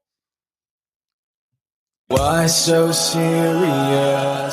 I don't know if I'd heard that one yet. I Good job. love when John goes I know off that the was board. I was expecting remix. Yeah. I was expecting the Heath Ledger, but I liked it. I don't think I'd heard that one. But just like, man, I don't get the like. I know there's a lot of rage sometimes between 12 to 3 from one person in the microphone, and that's fine. I mean, however you process things going on, you do it your way. But I just don't get the angst over Disneyland. It's like, man, direct your energy elsewhere. John, can you play like the first like 5 seconds from it again? Just that last one, because this is a classic case of, I think there's another thing on Paul's mind that bleeds into this. Okay. They get a text. I'm tired of getting this text. I'm tired of a lot of things. Like, I'm tired of a lot of people online. So Okay, you got it. He got a text that he's tired of seeing. And It then snowballed. It's the little Just an bitty spark. absolute left It's the little bitty turn. spark that turns into a final It's just something fire. else that he's upset about. But I think it was the text was the inciting incident. Okay, so he's I already. forgot what text it was. He's already. You're saying he was already in a bad mood about something, and then that little bitty trigger. Yeah, just and he was like, erupted. and here's the last thing I saw on Twitter before the show okay. started. I could see that. So yeah, just I don't know. I don't get the outrage on that. Next one from my show, The Killer Bees. Never any outrage and anger on that show. I think it's Joel and Jeremy's show, but keep going. What did I say? You said my show. Oh, my bad. No, that. Oh God, they're gonna. If they hear that, they will definitely run with that. No, it's their show. Brian's show, guys. No, and then part of the reason why I'm not going to say it's my show is this clip you're about to hear, where they were enraged about how dare the NFL pick this person to hear the appeal of Aziz Al-Shaair. You can eliminate that conversation simply by using somebody else. That to me is where it doesn't make any sense. Like, the NFL opens themselves up to like this conspiracy of, okay, well, you have a Tennessee Titan that's weighing in on the appeal of a Houston Texan, Ramon Foster. Yesterday, they have a show Twitter page where it talks about their show and things that are coming up on the show. Adam Schefter tweeted, Ramon Foster is the hearing official in today's appeal for Aziz Al-Shaair. The show Twitter put the eye emoji, quote tweeting it. It's like they're having fun with this. Like they're mocking this. They're having fun at the expense of Aziz Al-Shaair. They're making light of the situation, which annoys me, quite frankly. This is ridiculous that they either didn't do that and didn't have the foresight to do such, or they just figured, again, we'll throw the middle finger up on both hands and say, don't care, won't care, going to do it our way. You're going to deal with it no matter what we say. This is the league saying we're bigger than you, and we're going to do whatever the hell we want. Yeah, I mean, okay. Why so serious, Joel and Jeremy? Like, the whole thing where, like, Jeremy gets into and I was annoyed that they put the eye emoji. The eye emoji I'm like, part who cares, man? Like, Why so serious? Oh, there's Heath Ledger, the classic. Like, I tried not to, whenever they're cooking, and that's something where if I chime in, and I'm going to say, I don't care, I just lay out. Like, I think that's, I don't know if you ever had that what moment, a tell. Sean. What a no. Yeah, like, no. I care about everything that's no, you said on the don't. show. No, you don't. Come on now. I mean, I guess you have to more with Dell because there's one fewer person on the show. But I mean, yeah, it's just like I'm the only thing I have to contribute here is I don't care. So I'm just gonna lay out and let them cook. No, I'm with them. The show tweet is egregious. Oh, the disrespect. They're having fun with it. They're making light of it. No, they're not. Okay, they are making light of it, but all it is like, oh man, our guy is seeing in on this big controversial case. I emoji like, oh, what's going on here? It's not anything. It's not nefarious. I mean, what are we talking about? I think it was nefarious eyes. I think those eyes were nefarious. And the other part of it that amuses me with it is, okay, let's say because Ramon Foster is an employee of the Titans and he cannot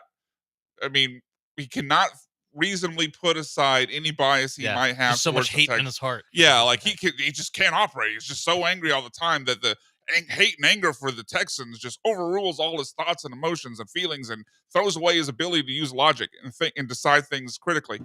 Let's say that is true. What if they let someone else hear the case? We really think we're getting a different result? Like, I mean, maybe if Jordy Nelson's hearing it, maybe it's going to be the same result because you know why? And it's the same. You don't know. It's the same thing. Oh, thank you, Granado. It's the same thing as far as the anger that went out for John Runyon being the initial guy to hear the case. When you read the wording of that, it's like that has the NFL written all over it. That's not John Runyon. And no disrespect to John Runyon's writing ability, but this sounds like language coming from the NFL that's voiced through John Runyon because he's the person they pay out to take the slings and arrows and take the questions. And I view the same thing. I know Ramon Foster's supposed to be independent, but I still view it the same way. The NFL has decided it's going to be 3 games. You let someone else hear it, it's still going to be the same result either way. So I don't get the thought of getting all bent out of shape of who saw the appeal because the result's going to be 3 games no matter what. Yeah, but I don't think they're overdoing that one.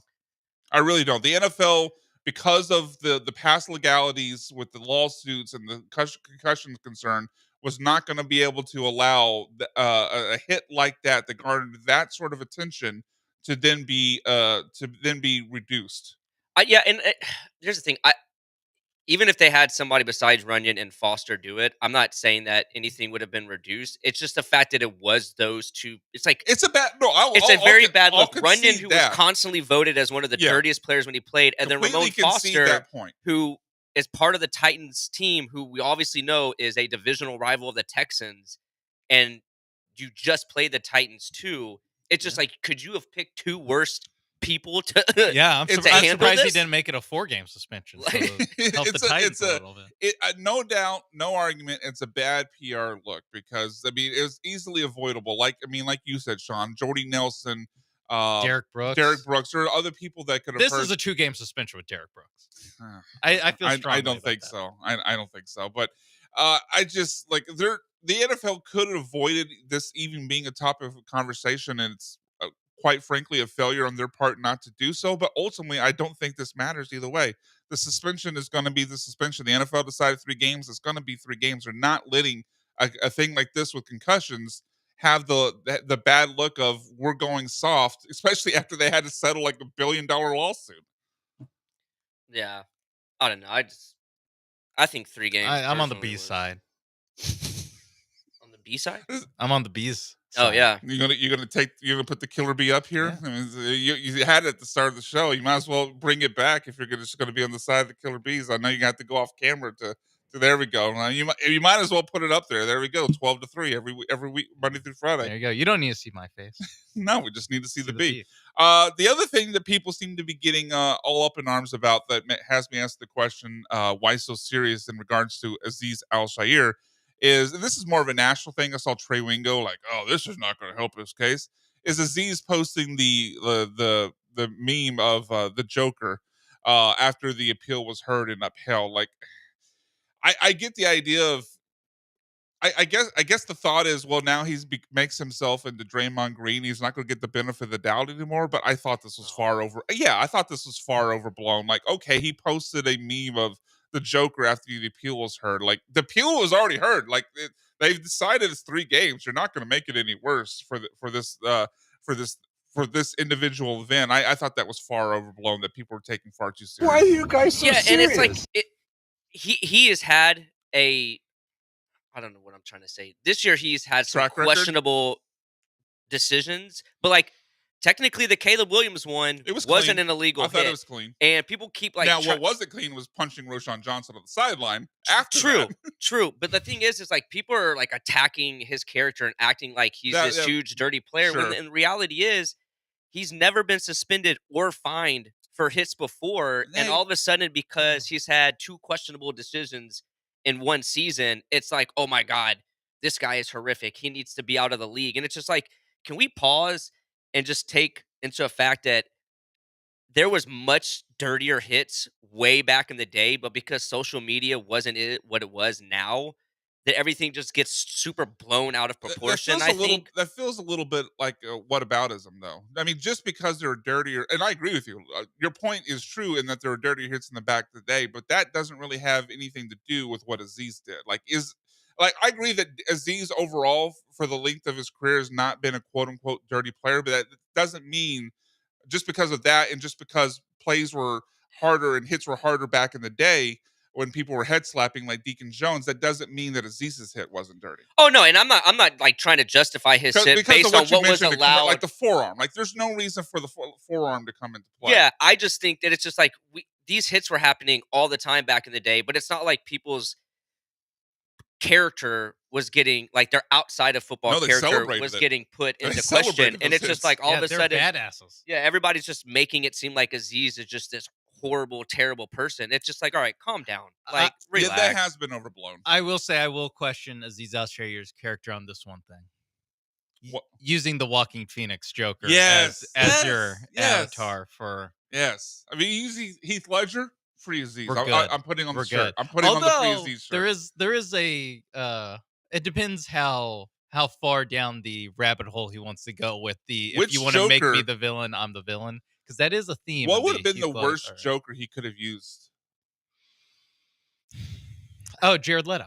Oh yeah, see Without a there, doubt. Jared Leto, 6 games. Yeah. you like Throw this guy out the league. NFL's got to circle back. Yeah. Like, you know what? Hold on, Aziz, come back here in a second. Yeah. Hold up. Wait a You- minute. You thought we were finished.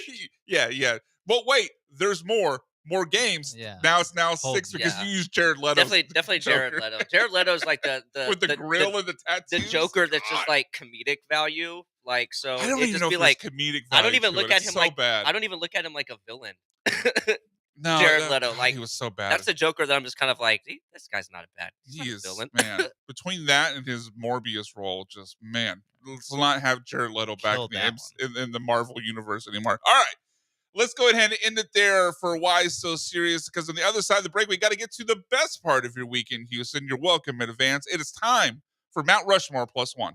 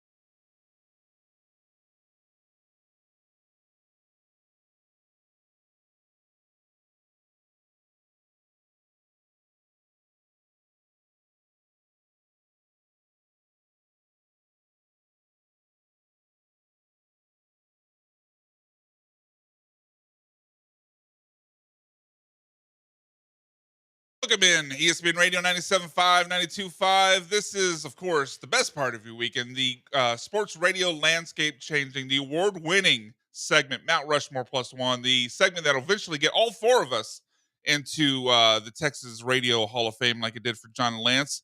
It's been a few weeks since we got to do this. You guys do this both shows while you're in Lake Charles, or you only do it once? I think we only just did did it it once. once. Did it on once? I forgot if we did it on Saturdays. Basically, we just split. No, we did it the- on Saturday because did we on talked about how the worst time to get a speeding ticket was. Oh, that's right. Because That's Cam true. got a speeding That's true. ticket like 2 miles from the casino. Yeah, Yep. we split the benchmarks over the 2 days. Okay, that makes sense. And for those curious, Skater Boy just scored again for Arizona State. It's now about to be 45-10 in favor of Arizona What is State. that, 3 touchdowns today? Oh man, just an absolute bloodbath. It was, semi close to halftime. It was 14. I mean, it's still kind of a game, but yeah, about to be 45-10. Arizona State has definitely clinched their spot in the college football He's playoff. really doing himself some draft favors. Some Heisman favors. He did after one of the touchdowns. He hit He the did Heisman. Heisman, Award. yeah. I saw that. It's like, bro, you're not going to New York. Maybe a finalist. Come on. I don't know. God, we're obviously Genty and Hunter are 1-2. I still think Dylan Gabriel, Cam Ward are probably ahead of him, Yeah, probably Shador too. and Shador too. So yeah, he's not getting to New York. All right, Mount Rushmore Plus One. Now that we talked about Arizona State and Iowa State, who wants to lead off? Cam, you want this, or you want me to go? You can go, sir. All right. So I'll give you guys an option. I've got two. I couldn't decide between them. You want Cam? You call it option A or option B? A. Hey, all right. So That was so suspenseful. that was Spin the wheel. I way thought- more I suspenseful would- than I thought. I it would was have gonna- guessed B on my life. I couldn't believe Yeah, it. Was I A. thought he was going to say B too. I did. So I had this thought. I think it was the last time we all did a show together. So this has obviously been several weeks. I think I think what brought it to mind was we somehow got on the topic of the Rockets playoff game against the Warriors where they missed 27 straight threes or whatever. So it had me thinking of the titles we should have had here in Houston. So this is a Mount Rushmore Plus One of titles we should have had, mostly in Houston, but all these are in Texas, most of them in Houston.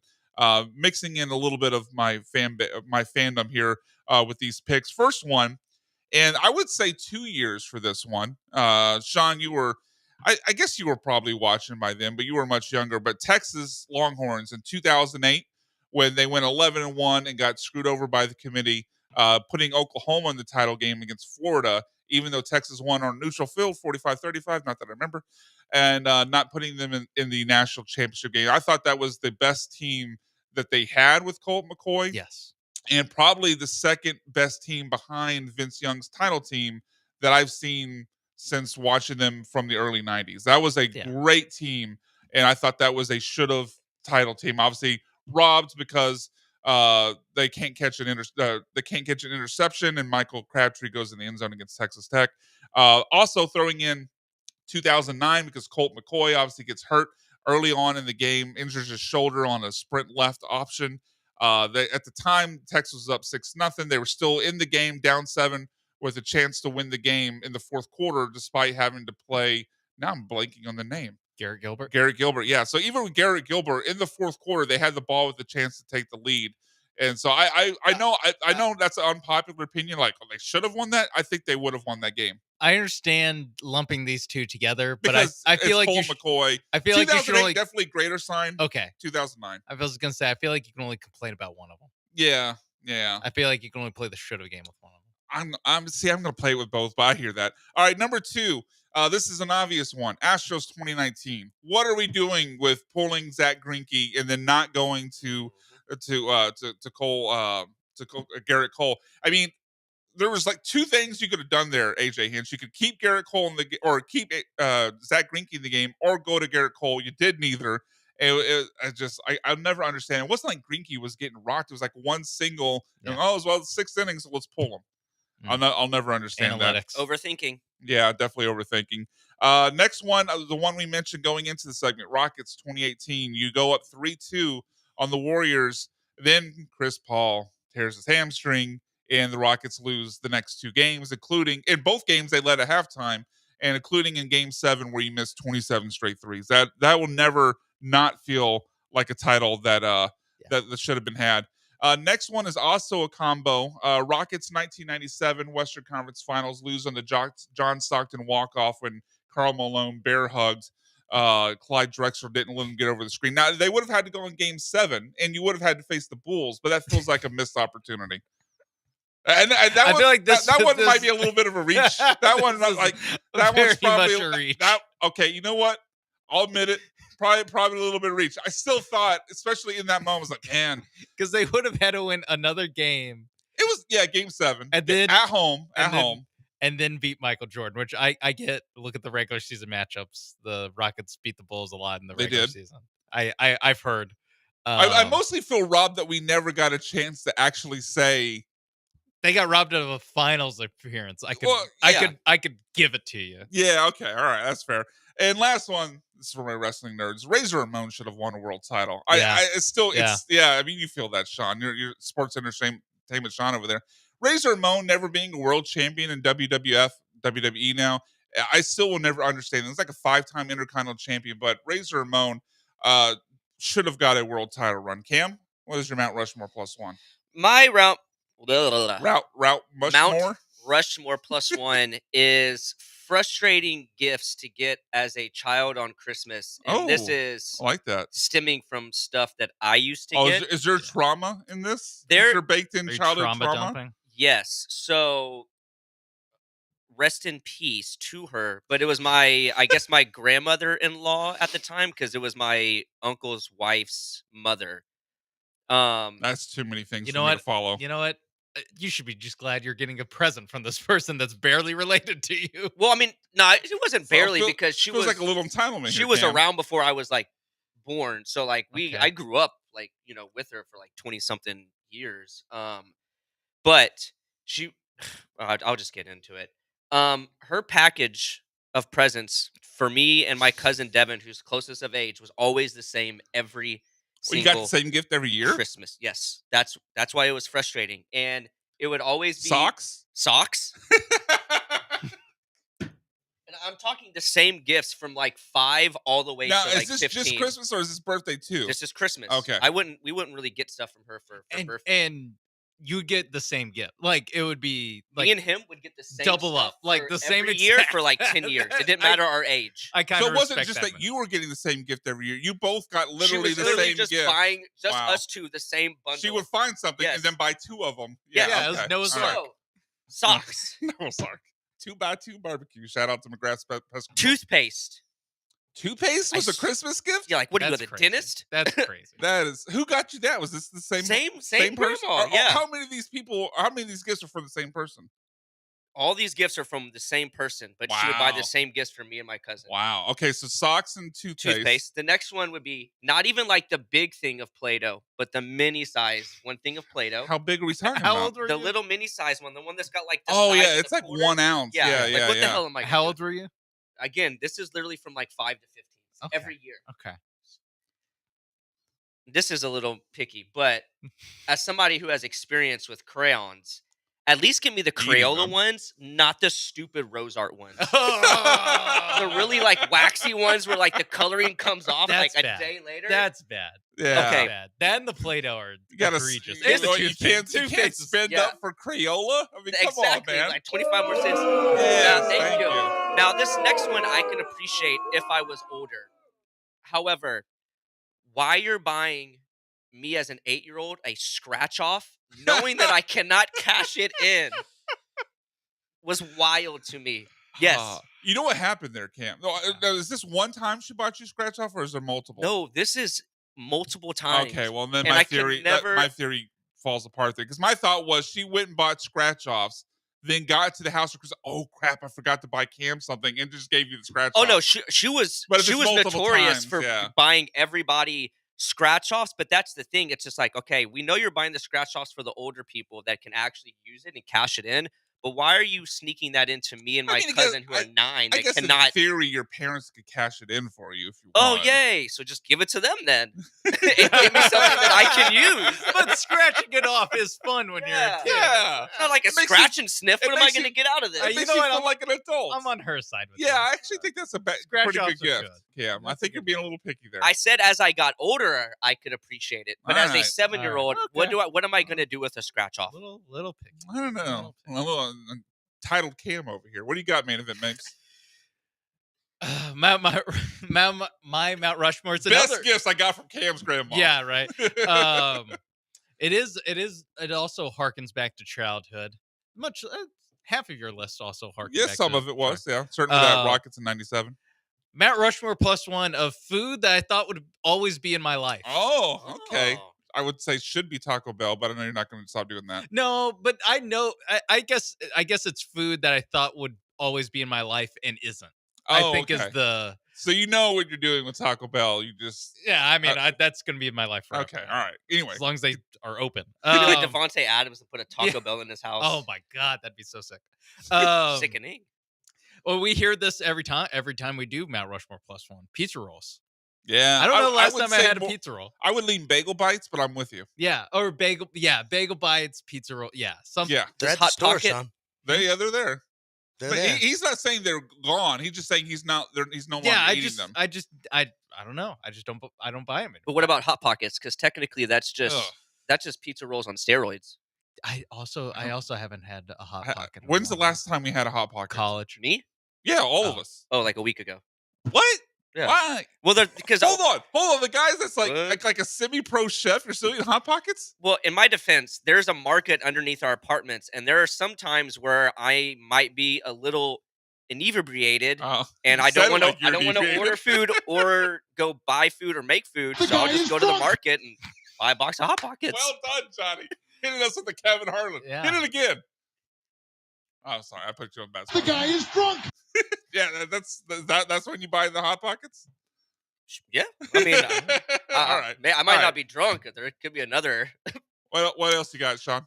This is another one that I'm sure Cam also will enjoy, or that a lot of the 99-cent Jack in the Box tacos. Hell yeah, I'm with you now. Hell no. In high school, when I couldn't drive and a Jack in the Box was walking distance from my high school, I can't tell you how many of these I had. I think we had And this, now I never have them. I think we had this conversation on the show before, but This is not the first time Jack in the Box. there's tacos like a has come cycle up. for me with Jack in the Box tacos where I'll eat them like, oh my God, why did I eat that? And then after a certain amount of time, it'll circle back around to where I forget. And I just have the nostalgia, and then I eat them again. like, oh my God, why did I do that? Yeah, they're 99, It's usually about like 99 cents for two of these. like a 4 or 5 Fast month food cycle. tacos. I'll eat one, hate it, and then not hate it, but like hate myself, which whatever. But then I'll forget about that, and I'll eat them like 4 or 5 months later. Yeah. So check back in a few months. I'll have some Jack in the Box tacos. No. No, just never. I don't. How can you crap on Jack in the Box tacos when you're eating Hot Pockets? Because Cam? Hot Pockets, one, are more fulfilling and Oh my better. God. No, they're not. It's Yeah, trash. way better, B-Mac. Oh, No, I mean, yeah. come on. They're both. Not We even- can They're openly admit they're better. both trash, There is right? there is no reason to eat a If Jack you in the offered Box me a taco. No reason to eat a Hot Pocket. If you offer me a Hot Pocket make a and a sandwich. Jack in the Box taco right now, I'd take the Hot Pocket. Yeah, and Oh, honestly, Burger top King and fan. Jack in the Box are probably the least amount of fast food places I've ever eaten in my life. I've never had a I've Burger never had. King would be on that list for me. I've barely gone Yeah, there in my I've life. never had Jack in the Box has never appealed to me. I used to get the pita, and then I think they took that off the menu. And Burger For King a got me reason. sick, so I never went back to that. Get the Next- sourdough Jack or Next on my Mount Rushmore +1 of food that I thought would always be in my life and isn't anymore. Tang. This isn't really food. This is a drink. You've actually had Tang? Yeah. I mean, I was When I was a surprised. child. Yeah. I didn't know. Is So that the one that had the monkey? Yes. I It had the monkey. Oh on it. my It was God. an orange drink. I am today years old for my first time meeting someone who's actually drank Tang. Like I didn't know people actually drank that. Yeah. That's one of those products like people buy that because I've never seen anyone drink it. I've never seen it in anyone's house Yeah. until Tang. today. Booty Tang. I Okay, remember it all being right. good. Bubble gum. Just in general, bubble gum. Yeah. Like the I brand bubble gum or no, just gum in bubblegum. general. Just bubble gum. Like the pink gum that you get and you can Yeah, oh, chew the on. one that literally says bubble gum. Yes. Okay, I wasn't sure if you meant that or like gum. Oh in no, general. no. Yeah, bubble because the flavor doesn't. Yeah, last. it's terrible. Yeah. it's terrible, and And I'm not in the usually business those of blowing bubbles. though the brands you're talking about, because there's a couple other brands Hubba like Bubba? this. Yeah, well, there's a couple other brands like this. Those pink ones, not only do they have no flavor, but they go like hard real quick. Like Yeah. they'll become Yeah. like hard, and like the texture just is Yeah. awful. But I mean, talk to me when I'm 9. Yeah, That was awesome. Yeah. And last but not least, this is something that I had probably like at least 3 times a day for an entire summer. The $5 foot long meatball marinaras from Subway. Yes. Okay. I have I not don't- had that since I graduated high That's a school. good call. I don't remember what age it was because I used to eat a lot of Subway, and then like it was just like it went from a lot of Subway to just No Subway. No Subway. Yeah. I don't know what age it was. It's probably like late 20s, but just like man, Subway. Why am I eating this And crap? for me, especially like the meatball marinara, where Yes. now I'm like, why did I eat a meatball marinara during the summer? Like, just, for lunch every day during the summer, I had a meatball marinara. Because Oh, wasn't man. that one of the ones that was always like on? It was always on the $5. There was always it was always the $5, and sometimes I think there would even be another special where it's like buy one, get another Probably. one like or like a Probably. 6-inch or something. yeah, always like the cold cut combo, like the nastiest of the Subway I would- sandwiches. Yeah, it was were always it was on sale. It was always the like healthier one. Yeah. Yeah, the Italian BMT was usually my go-to, but they were all trash. Yeah, they were all trash. All right, we got to get out. We went a little bit long there. On the other side of the break, our last segment of the day, it is time for what we love from sports this week and what we hated from sports this week. The worst people in sports this week when the Bullpen returns, ESPN Radio 97.5 and 92.5.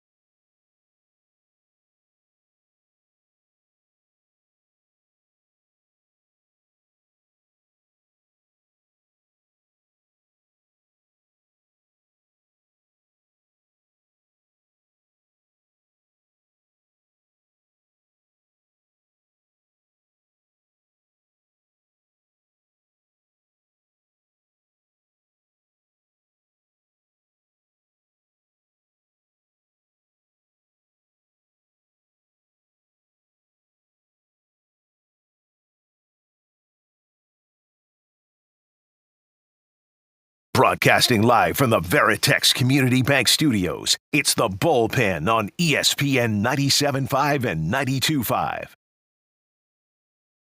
ESPN Radio 97.5, 92.5. We'll have to be quick here, but a quick programming note. No show next week. Aggies basketball will take us off the air. We'll see what happens as we get into the holidays after that, but no show next week. So, unfortunately, we will not be on the air. But let's get into our worst people in sports this week. Sean already knows my worst people in sports this week, and it's two people. It's Kofi Kingston and Xavier Woods. Hit it, Johnny.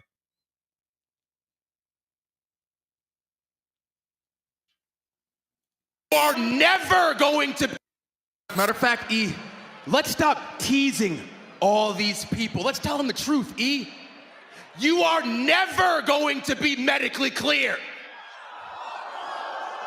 And since that's the case, why don't you get the hell out of this ring and get back to your desk where you belong? And we'll call you if we need you. Sean, I may need you to run the rest of the show. We only got a couple minutes left, but I'm so heartbroken over that. Big E broke his neck. He comes back to support him. And Kofi and Xavier kick him to the curb, tell him to go back to his desk yesterday's job. garbage. Yeah. Go ahead. Y'all do the rest of the show. Okay. I'm heartbroken. Cam, you do your worst person. Okay. So these people, they're not. Who are you talking about? These people? I'll get there. Okay, my bad. They as a person are not terrible. It's more terrible takes. So there was a bunch of people on Twitter that were saying that the Detroit Lions and Green Bay game was cheated because if you know in the NFL, if you are not touched, even if your knee touches the ground, if the opposing player does not touch you, it is still live. Sure, you can get back and so up and run. Everybody was capturing that moment where Jared Goff fell and his knee hit the ground, but it was still a live play. And everybody is like, oh, Green Bay got cheated. How was that not a kneel down? How did they let them? Yeah. Especially when it was on fourth down. It's just like, hey, man, if you're going to make these outlandish comments, at least know the rules. Like, it's college football and NFL football are totally different. So just be careful about what you post. A lot of people expose themselves as non-ball knowers. Exactly. That was sad to Casuals. see. Yeah. Do you even know ball? My worst person in sports, and John has the sound for this, is Brian McDonald. What? I'm just saying. Oh, they didn't have Twitter. I mean, Chinese basketball fans, greater still don't sign have Turkish Twitter. basketball fans. That's all I'm going to say. I'm pro China. Oh, that's where you cut. He's pro China. That was quick. That's funny. Good wow. work. I'm curious what you actually had in there originally, but tell me. Nothing. He just got lucked out. Nothing is like, Brian's going to say something controversial. He's going to say something problematic. I can just wait. I'm good. Wow. All right. Well, I don't even know if I can swim over to the Sea of Tranquility now. There's too many angry sharks. But let's try to quickly talk about what we love in sports. I'll go first. I love Jameis Winston in shootouts, thrown for nearly 500 yards and also 2 pick sixes. Jameis Winston, never change. Never change, indeed. Yeah, Guys? we have to protect him at all costs. My favorite thing is just the fact that it's the start of college football playoffs. It's a good time. Good season. Good season for sports right now. Thing I loved in sports this weekend, Texas is already 1-0 against Georgia this week.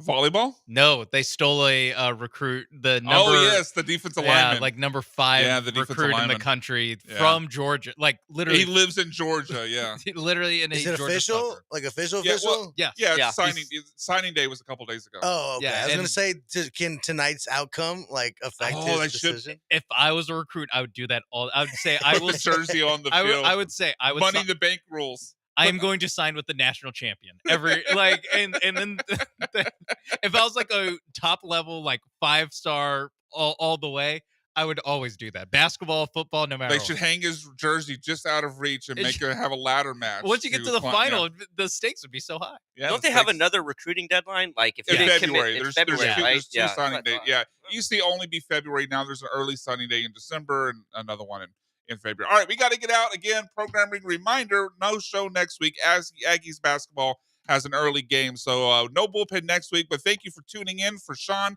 for Cam, for John Belmer, I'm Brian McDonald. Thank you for tuning in, Houston. Have a great weekend.